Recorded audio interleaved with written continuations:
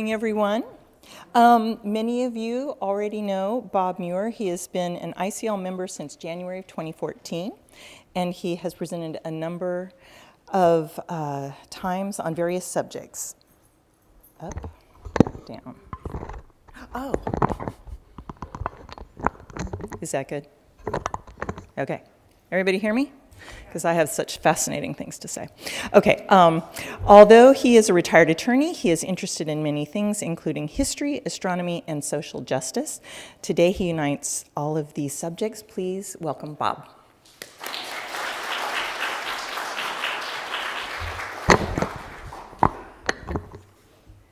Okay, raise your hand at some point if I'm not clear or going too fast. I have a lot of material. I eliminated a lot of material. But the material I held on to, I just thought I had to tell you, because this was a journey for me as well.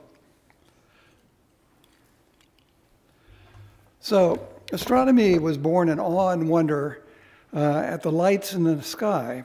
In day, the sun brought warmth and illumination. Moonlight at night was pale and cool. Why was that? The lights moved in regular patterns which accompanied the seasons and tides. Why was that? Mysteriously, at rare times, the sun and the moon would darken, disappear, then reappear. Why was that? At night, light sometimes streaked across the sky without warning. Such events brought fear and questions. Because these lights in the sky were unlike any on Earth, early humans imagined it must be the abode of the gods. We know very little about the early astronomers, except that they observed and measured the regular movements of the lights in the sky, attempting to predict what they could not control. We know even less about the role of women in early astronomy. Today, I would like to partly correct this omission because, in fact, women have contributed greatly to astronomy and are doing so today. Hypatia, or Hypatia, I don't know how to pronounce it, born in 355 of our era. She lived in Alexandria, Egypt, which was named after the conqueror, which was for centuries a center for learning and had the largest library of the known world at that time. However, in 48 BCE, that library was partially burned as Julius Caesar laid siege to the city of Alexandria. One of the most famous scholars was a woman named Hypatia, a mathematician, astronomer, and philosopher. Very smart, yes. She worked on tables relating to Ptolemy's astronomical treatise, Almagest. She did another commentary on Diophantus' Arithmetica. She wrote a commentary on Apollonius of Perga's treatise on conic sections. Conic sections is an area of geometry relating to the curves that are established when a plane intersects a cone.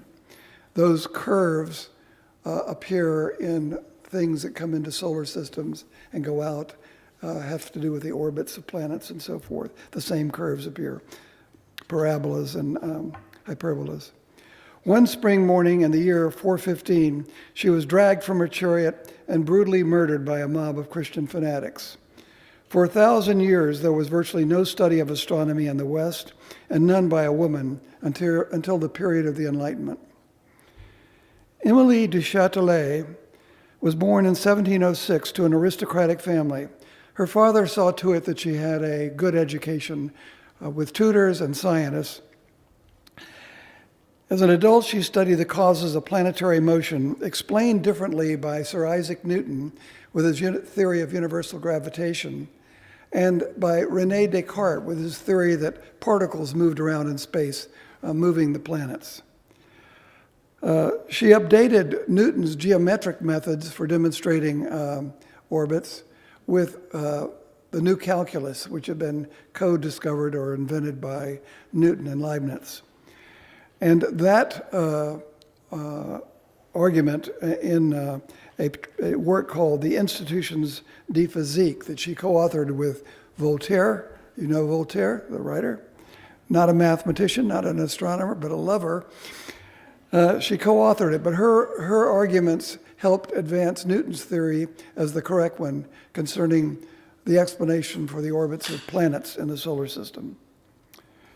Caroline Herschel was born in Hanover, Germany in 1750 and is considered the first professional astronomer.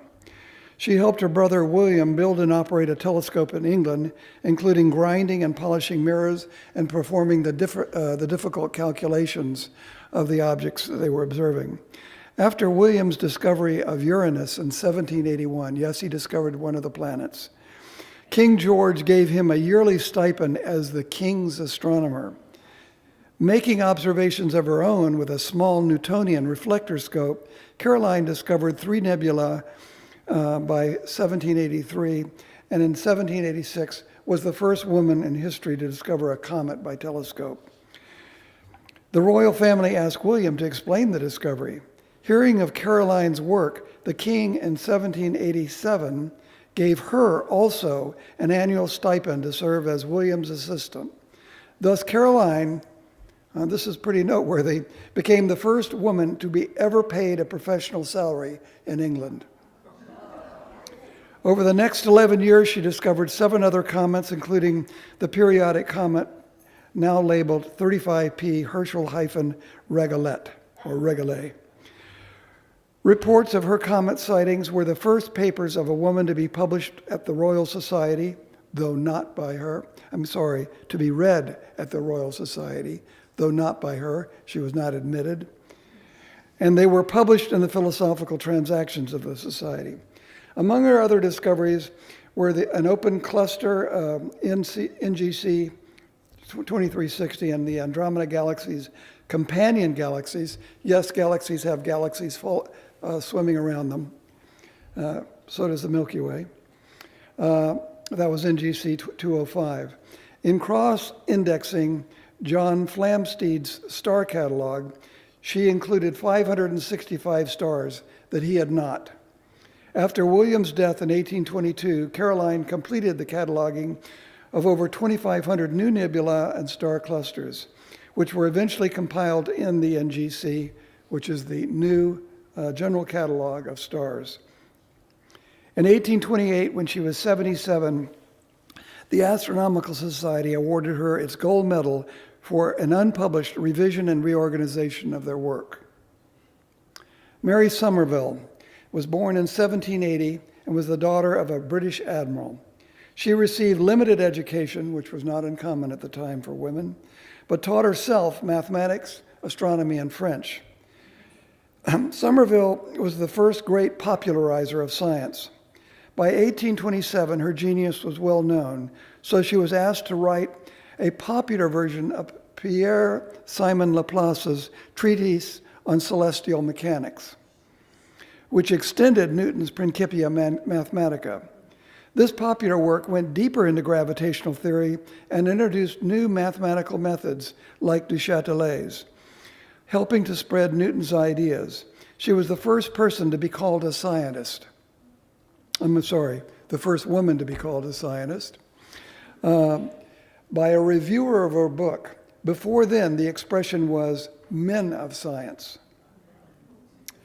Not content with merely interpreting scientific research, she was eager to see natural phenomena for herself and so gathered source material for her greatest work, which is titled On the Connection of the Physical Sciences. Published in 1834, it was a revelation. It was a compendium that brought the latest knowledge of every branch of physical science together in one place. To honor her, in 2017, the government placed her image on a Scottish banknote. The stories of Emily du Châtelet and Somerville are the subject of a book titled Candles in the Dark by Emily Grossholtz. Maria Mitchell is usually credited with being the first professional female astronomer of the United States. She was a child prodigy using math for various measurements. She discovered a comet by telescope in 1847 on the roof of a bank where her family lived and where her father worked as a cashier. The King of Denmark awarded her a gold medal for the discovery. After working as a librarian for 20 years, in 1856, she quit to focus on travel and astronomy. By 1865, she was an astronomy professor at Vassar College. Among her other career achievements, she became the first woman member of the American Academy of Arts and Sciences. Annie Cannon is renowned for her approach to classifying stars by letters. If you know anything about astronomy, you know this. Star types are sorted by their spectra into different letters. I believe the sun is an O-type star. Anyway, O, B, A, F, G, K, or M, known as the Harvard system of spectral classification. This led to the modern classification system, which is known as the Morgan-Keenan classification, in which each star is assigned not only a spectral class, as she did it, but also a luminosity class signified by Roman numerals. Cannon studied physics and astronomy at Wellesley College and advanced studies in astronomy at Wellesley and Radcliffe College. I'm going to mention Radcliffe College a number of times. Radcliffe was affiliated with Harvard. I will not mention that again. She was one of the few dozen female computers. Have you heard that term? There was a famous movie about that. A different group of mathematicians hired by Edward Charles Pickering, director of the Harvard College Observatory, to examine photographic plates of stars to classify them.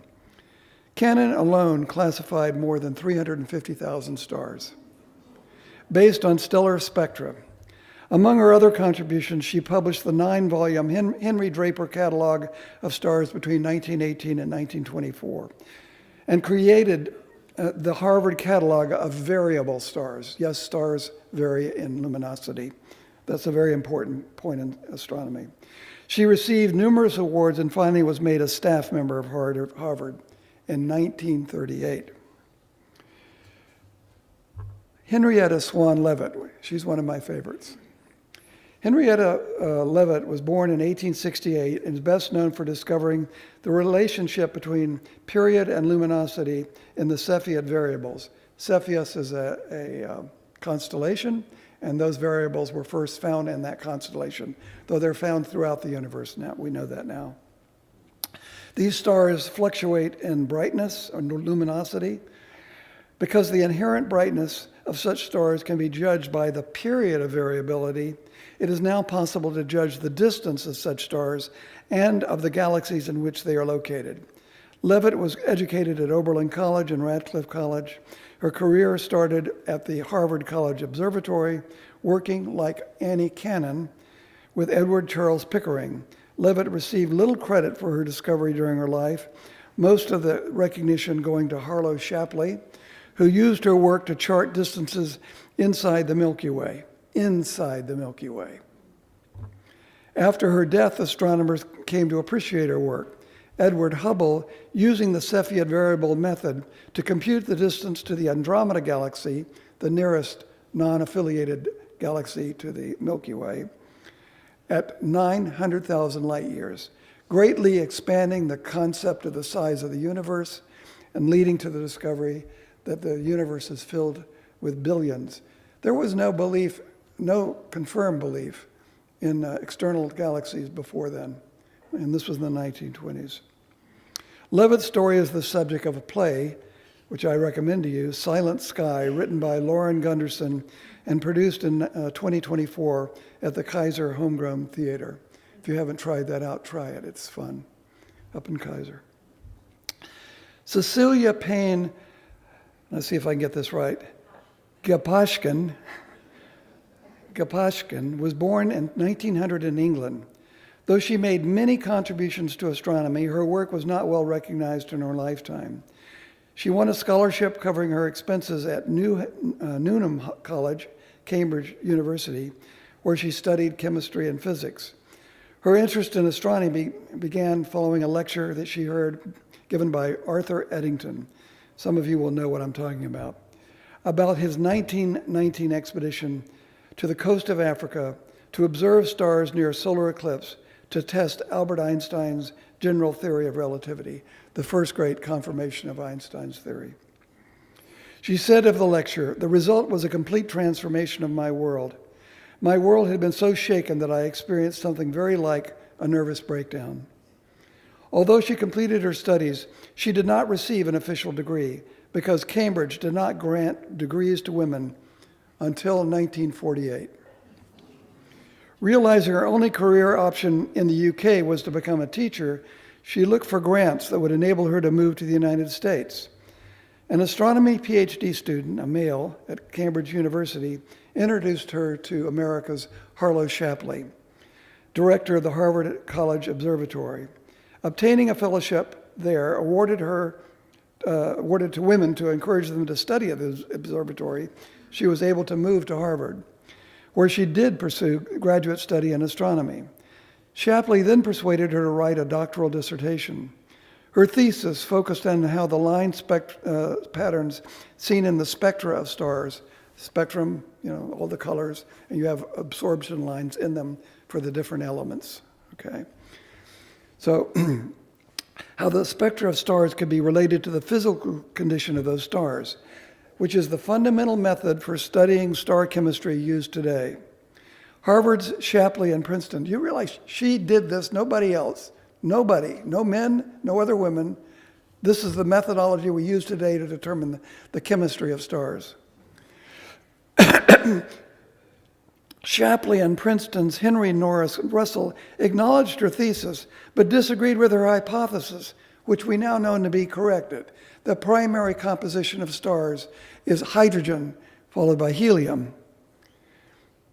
The scientific consensus at the time, among everyone, was that the elemental composition of the sun and the earth were similar.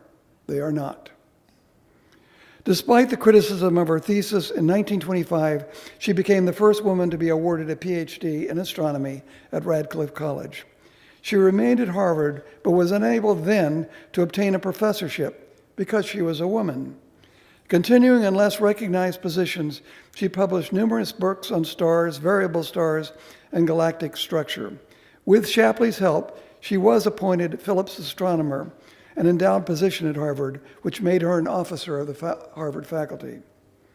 Finally, in 1956, she became the first woman to be made a full professor within Harvard's College of Arts and Sciences, later becoming chair of the Department of Astronomy. Margaret Burbidge lived to 100. She was one of the great observational astronomers of the 20th century. She studied at the University College of London, where she received her BA and PhD. Throughout her career, she studied and made notable contributions to the theory of quasars, quasi-stellar sources. I don't know much about quasars, don't ask me afterwards.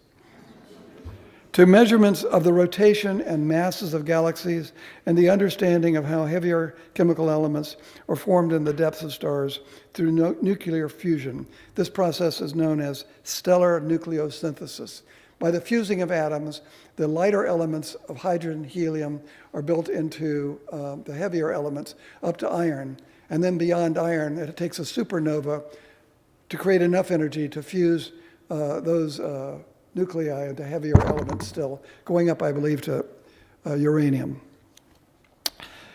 Burbidge also championed the fight for opportunities for women in science. In 1955, her husband obtained a Carnegie Fellowship for research at the Mount Wilson Observatory in California. Because women were then ineligible for such an appointment, she chose to accept a minor research post at the nearby California Institute of Technology. In 1957, she became Shirley Farr Fellowship, F-A-R-R, Shirley Farr Fellow, and later associate professor at the Yerkes Observatory in Wisconsin. She later served as research astronomer, then professor of astronomy at the University of California, San Diego. She took a leave of absence from UCSD to serve as director of the Royal Greenwich Observatory in 1972. Although she was the first woman to be appointed director, her duties did not come with the traditional honorary title of Astronomer Royal, which instead was given to a male. Burbidge saw this as another instance of discrimination against women. In the same year, she refused the Annie J. Cannon Prize from the American Astronomical Society because, as it was awarded only to women, it represented to her another facet of the same discrimination. Her action led to the formation of a standing AAS committee for the status of women in astronomy. Burbage later became a naturalized American citizen, and for the years 1979 to 1988, she directed the UC San Diego Center for Astrophysics and Space Sciences, where she helped develop some of the Hubble telescope's original instruments. You probably didn't know this, how significant women were in this period we've lived. I didn't. Nancy Roman received her bachelor's degree from Swarthmore College in 1946. Attempting to complete her doctoral thesis at the University of Chicago under an unsupportive supervisor, the astronomy department told her to leave without completing her degree. But she persisted and received her doctorate in 1949. She also worked at the Yerkes Observatory, which was under the University of Chicago, but recognizing that it was unlikely that she would receive tenure, she left to work for the U.S. Naval Research Laboratory, then went to NASA, where she became the first chief of astronomy in the Office of Space Science and the first woman executive at the space agency. Her management of the Hubble project, she managed it. She was the manager, the chief manager, earned her the nickname Mother of Hubble. The Nancy Grace Roman Space Telescope, still up there, is named in her honor. Vera Rubin was an American astronomer who pioneered work on galaxy rotation rates. She uncovered the discrepancy between the predicted and observed angular motion of galaxies. That's the movement of the stars around the center. The mass of galaxies as judged from the light they emit is far too low to account for the rotational speeds of stars within the galaxies. Some of you know where this is heading. The mass is insufficient to account for the rotational speed. This led to the hypothesis of dark matter. It's calculated to be more than 80% of the total mass of the universe. She was told by her high school science teacher not to go into science, but she ignored her teacher. Yay! Attended Vassar College and earned a bachelor's degree in astronomy, graduating Phi Beta Kappa in 1948, the only graduate in astronomy that year at that school. She attempted to enroll in an astronomy graduate program at Princeton, but was barred due to her gender. Princeton would not accept women as astronomy graduate students for 27 more years. She went on to graduate studies at Cornell University, where she earned a master's degree in 1951. During her graduate studies, she worked with the astronomer Martha Carpenter on galactic dynamics, that's the motions, and studied under physicists Philip Morrison, Hans Bethe, and Richard Feynman. Show of hands, how many people know those physicists? They are among the greatest physicists of the 20th century. Yeah. Feynman especially, but all four of them. I've heard in videos Morrison lecture to lay people like me. Her study of the motions of 109 galaxies led one of the first observation of the deviation from Hubble's flow, which describes how galaxies move apart from one another, and her calculations provided evidence of galactic superclusters. The distribution of galaxies in the universe is in groups, as you've probably seen in images. Her research also provided early evidence that the Milky Way galaxy sits in a supergalactic plane, roughly flat, with other galaxies in its group. So all these galaxies probably are rotating around a common gravitational center. She was 23 years old. This is amazing. She was 23 years old, with one child at home and pregnant with another, when she began her doctoral studies in astronomy at Georgetown University. The astrophysicist George Gamow, who is himself famous, at neighboring George Washington University, was her eventual doctoral advisor. Her dissertation was completed in 1954 and concluded that galaxies are clumped together rather than being randomly distributed, as I just mentioned. Rubin was honored throughout her career, receiving the Gold Medal of the Royal Astronomical Society and the National Medal of Science, among others. The Vera C. Rubin Observatory in Chile is named in her honor. It's the observatory, the the scope itself is named after donors who gave money to get the name on the scope. The observatory will house a wide-field reflecting telescope with an 8.4-meter primary mirror that will photograph the entire available sky every 3 nights, I think it is. The images will then be analyzed in supercomputers to identify rapid changes in the star field. It's scheduled to go online this summer in August. If you're interested in astronomy, you can follow this online. It's big news. That scope itself is big news. Dame Jocelyn Burnell, yes, she was given a knighthood, is an astrophysicist from Northern Ireland who, as a postgraduate student, discovered the first radio pulsars in 1967. Further research revealed that these were coming from swiftly rotating and highly magnetized neutron stars. These stars are formed after the electrons and protons, I guess, are stripped away and the neutrons collapse, forming a neutron core. This occurs during supernovas. The discovery of neutron stars led to the 1974 Nobel Prize in Physics, which was awarded to other members of her team, although not to her. In 2018, she was awarded the Special Breakthrough Prize for Fundamental Physics for her long-standing work on radio pulsars. She used the $3 million prize money to establish a fund to help female, minority, and refugee students become research physicists. In 1921, Burnell became the second female recipient of the Copley Medal of the Royal Society, which is conferred for sustained outstanding achievements in any field of science. Sandra Faber is an American astrophysicist known for her research on the evolution of galaxies. She is the University Professor of Astronomy and Astrophysics at the University of California at Santa Cruz and works at the Lick Observatory, where she became the first woman on the staff. Faber studied at Swarthmore College, majoring in physics and minoring in mathematics and astronomy, earning a bachelor's degree in 1966. She earned her PhD in 1972 at Harvard, specializing in optical observational astronomy.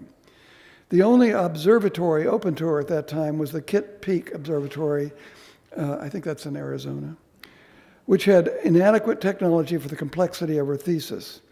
Despite this, she made discoveries linking the brightness of galaxies to the speed of stars within them and was the co-discoverer with Robert Earl Jackson of the Faber-Jackson relation formula, which provided the first power law relation between the luminosity and central stellar velocity dispersion of an elliptical galaxy. The Milky Way is an elliptical galaxy. This relation is understood as a projection of the fundamental plane of elliptical galaxies and is used as a tool for determining distances to external galaxies, among other uses. 3 years later, Faber and astrophysicist John S. Gallagher published a paper collecting all the recorded evidence for the existence of dark matter. In 1983, she published original research showing that dark matter was not composed of fast-moving neutrinos, but was likely composed of slow-moving particles. I read elsewhere that those were large particles relative to neutrinos, which are very, very small. In 1984, she collaborated with 3 other astronomers in work elucidating how dark matter contributes to galaxy formation and evolution, which still stands as the current working paradigm for these phenomena. Dark matter explains the structure of stars and star clusters. She and collaborators have also discovered high-speed galaxy flows, movements of galaxies in the universe. In 1984, Faber worked with others on the construction of the first Keck telescope in Hawaii. Keck is named after donors, large donors. Then the second largest optical telescope in the world with a 10-meter primary mirror. She went to work on Keck. She led to the development of the DEIMOS instrument, that's an acronym I will not break out for you, of the Keck telescopes to obtain spectra of cosmologically distant galaxies. The recent addition of a new optical spectrograph increases the Keck 2 Did I mention she worked on both Keck 1 and Keck 2? Both of them. This is for Keck 2. Increased the power of that scope by 13-fold. She has helped promote the idea of large optical telescopes all over the world. And if you're following what's going on in astronomy, there is a lot of building of very large telescopes. 30-meter telescopes are, there's at least 2 of them in the works, and there's a 50 or 70-meter radio telescope. China has a 500-meter radio telescope, the largest radio telescope by far. It just receives images in the radio band, long waves. In 1990, she assisted with she helped design the first wide-field planetary camera for the Hubble telescope.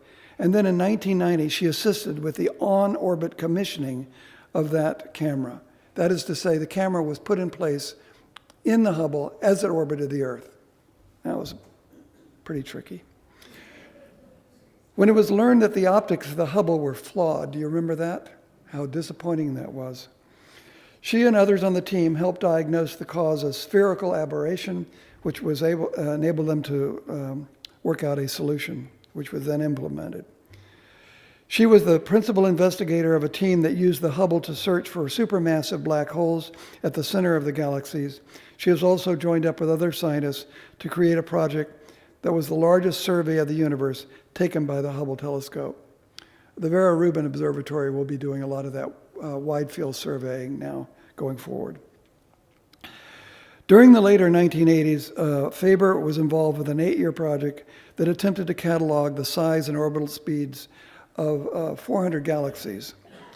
Though unsuccessful, it became one of the most reliable ways to measure the total density of the universe. Her research at UC Santa Cruz focuses on the evolution and structure of the universe and the evolution and formation of galaxies. She is the editor of several astronomy journals and the recipient of literally dozens of medals, other awards, and honorary degrees. I'm not exaggerating. Go look it up. It's amazing. In 2013, President Obama presented her with the National Medal of Science. Margaret Geller is known for observational and theoretical work in cosmology and extragalactic astronomy, astronomy beyond the Milky Way. She earned a PhD in physics from Princeton in 1974, finishing with a doctoral dissertation titled Bright Galaxies and Rich Clusters, a Statistical Model for Magnitude Distributions. Her long-range goals are to discover and map the large-scale structures of the universe and to understand how the patterns we observe today evolved. In the 1980s, she made pioneering maps of the nearby universe, which included the Great Wall of Galaxies, and was the 1990 recipient of a MacArthur Fellowship worth $265,000. That's the Great Wall with her there. I wanted a picture of her with the Great Wall, and this was the only one, but it's not a good picture of her. So you can go online and see what she looks like otherwise. But there's a clump of galaxies, a structure out there that's called the Great Wall. Carolyn Porco is a planetary scientist whose research focuses on the outer solar system, beginning with her imaging work on the Voyager missions of the 1980s to Jupiter, Saturn, Uranus, and Neptune. Some of you may have followed that. It was big news when it happened. She led to the imaging science team on the Cassini-Huygens mission in orbit around Saturn. She's an expert on planetary rings and the Saturnian moon Enceladus. She received her PhD in planetary sciences from Caltech in 1983 and co-authored more than 110 scientific papers on planetary science subjects. Andrea Getz is an astronomer who in 2020 became only the 4th woman to be awarded, with Roger Penrose and Reinhard Genzel, the Nobel Prize in Physics for the discovery of a supermassive compact object at the center of the galaxy. I have to make an aside. Penrose is a great mathematician, one of the greatest mathematicians of our age, but he's not an astronomer. His physics is about the possibility of black holes. I think they just wanted to throw one to Penrose because he is a great theoretical physicist. He's a theoretical physicist. She received a bachelor's degree in physics from MIT and a PhD from Caltech. Her research employs high spatial resolution imaging techniques to study star-forming regions and the supermassive black hole at the center of the Milky Way, known as Sagittarius A. Sagittarius is the constellation in which we see when we're looking toward the center of the galaxy. Gender bias in physics. Are you picking up on some patterns? Well, there's some data to back this up. An article in the prestigious science journal Nature titled Gender Bias in Nobel Prizes, dated May 7, 2019, reported on a statistical study to determine if there was gender bias favoring men in the award of the Nobel Prize. The study concluded that there was, I say maybe is, such bias, allowing for the unequal proportion of women in the fields that the award is given, allowing for that, they concluded, we find the probability that the distribution of Nobel Prizes is not favoring men to be less than 4% within all the investigated fields, which I'll define in a moment. In other words, it is a 96% probability that there is favoritism toward men. The fields that they included in this study were physics, chemistry, economics, physiology, and medicine. I think that only leaves out peace and literature. I expect more Nobels from the women of the future. That's it.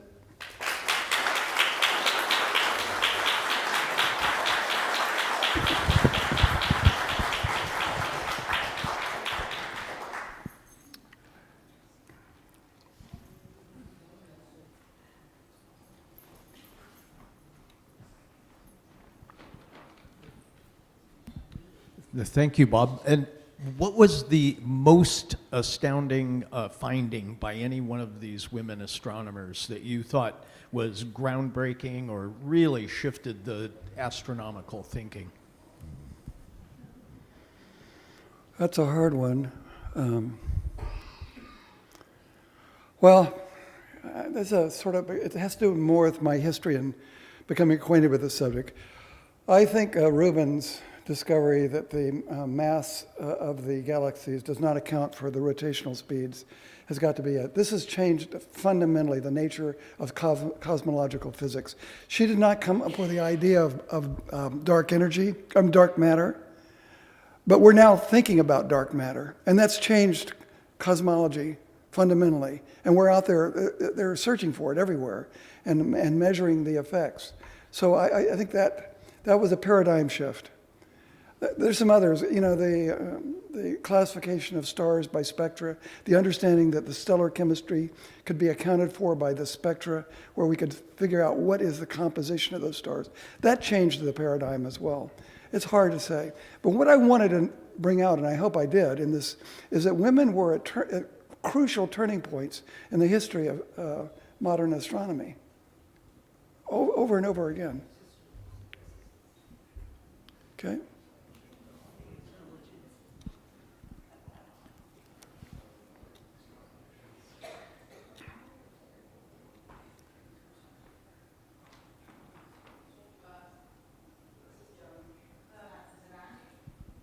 Not really.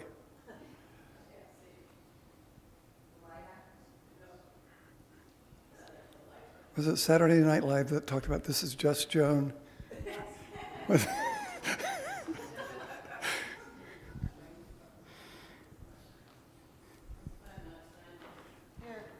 Louder.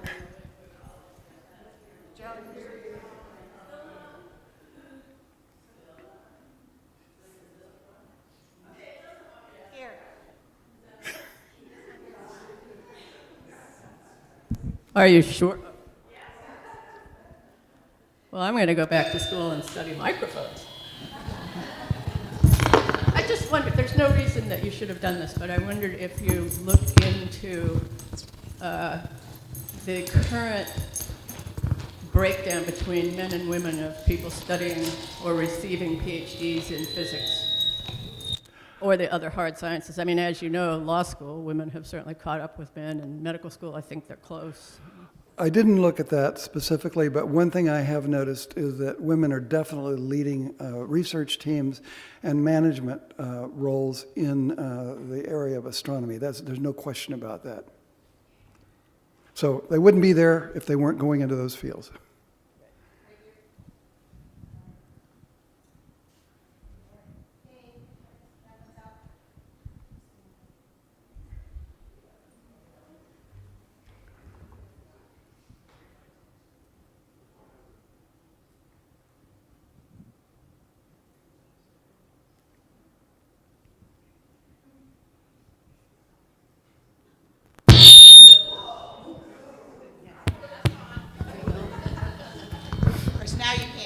Well, that's one way of finding out whether the microphone's on or not. Okay.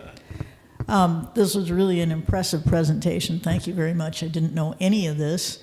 So this is a purely hypothetical question. Based on all of your reading so far, do you have any theories or predictions as to what the next great astronomical discovery will be?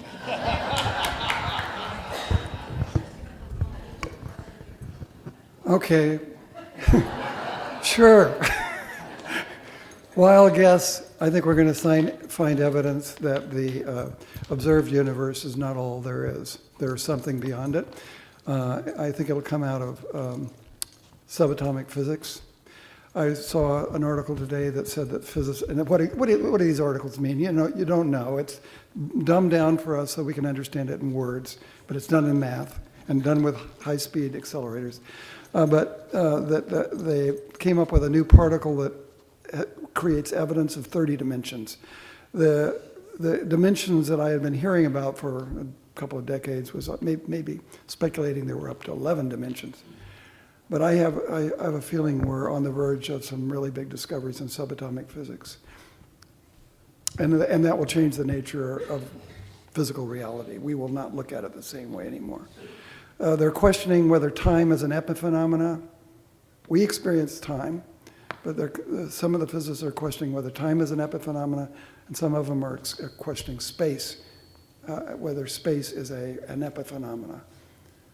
Which, when you talk about instantaneous connection between one particle and another, instantaneous connection, quantum entanglement, how do you account for that and allow for space as well?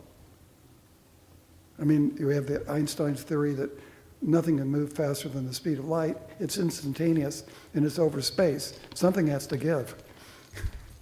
So I'm pretty sure that that changes in subatomic physics will change the theory of cosmology, what it's all about. And we'll never know whether we know it all. Never. Any more questions? Okay. Thank you.